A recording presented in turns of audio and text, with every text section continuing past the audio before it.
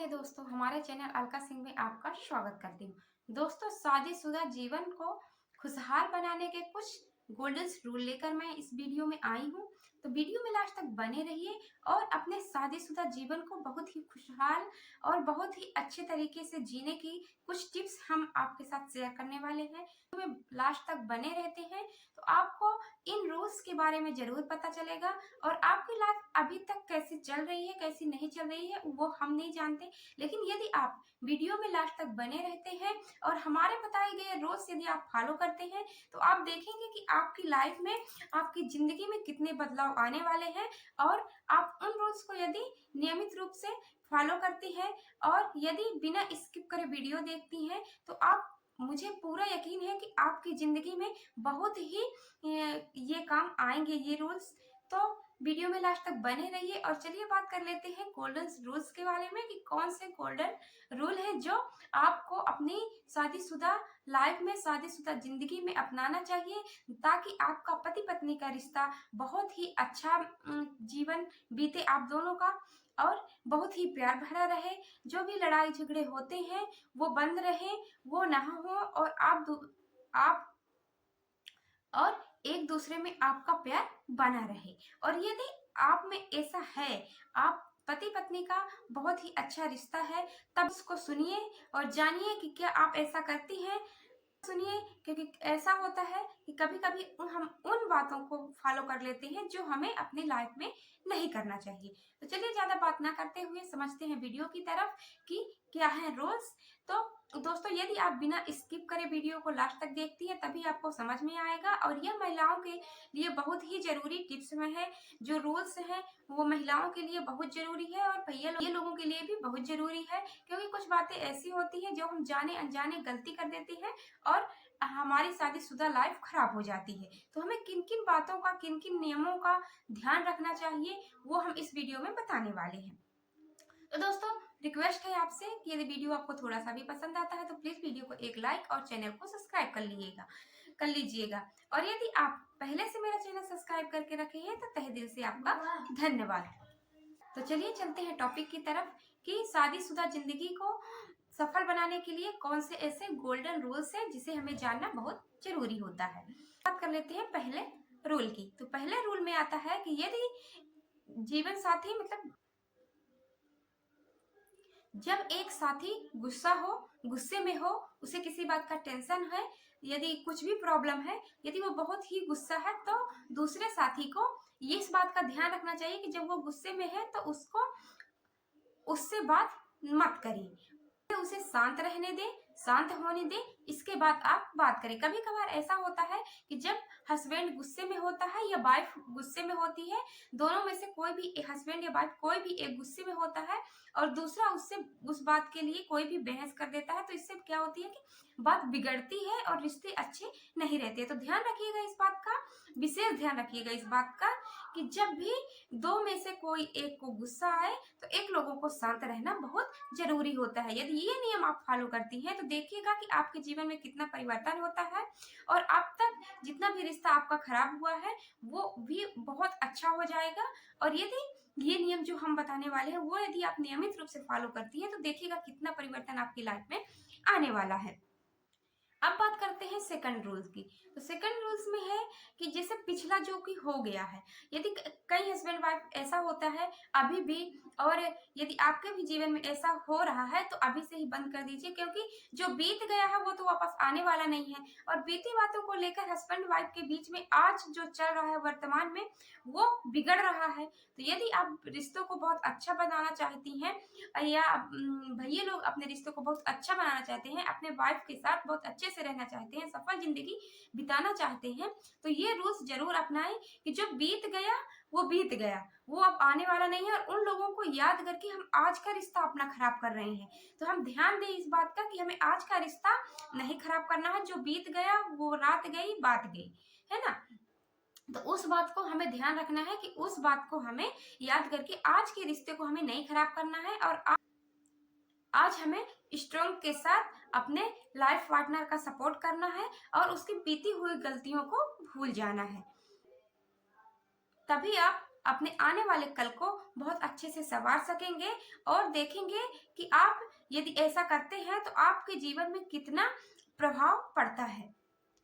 अब बात कर लेते हैं रूल्स नंबर 3 की।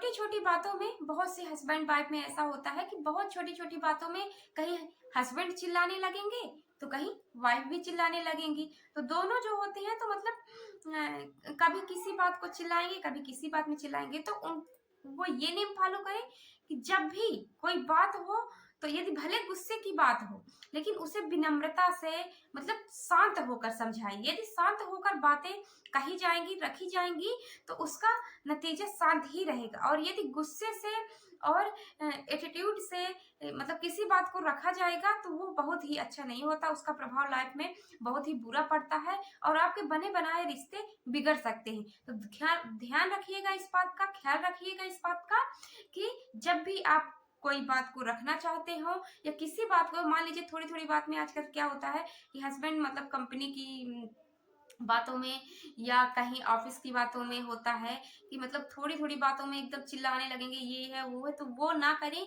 कम से कम समझें और अपनी वाइफ को यदि कोई बात बतानी भी है तो प्यार से बताएं। और वाइफ में भी ऐसा होता है कि वो भी कोई बात बोलेंगे, जैसे भी हस्बैंड ड्यूटी जा रहे हैं, कुछ भी कर रहे हैं तो ये बोलेंगे कि ये हमारा, मान लीजिए मोबाइल कहाँ है, पर्स रखा है, तो लेडीज ही बोल देंगे कि मुझे क्या पता, कहीं पड़ा होगा, ये है वो है।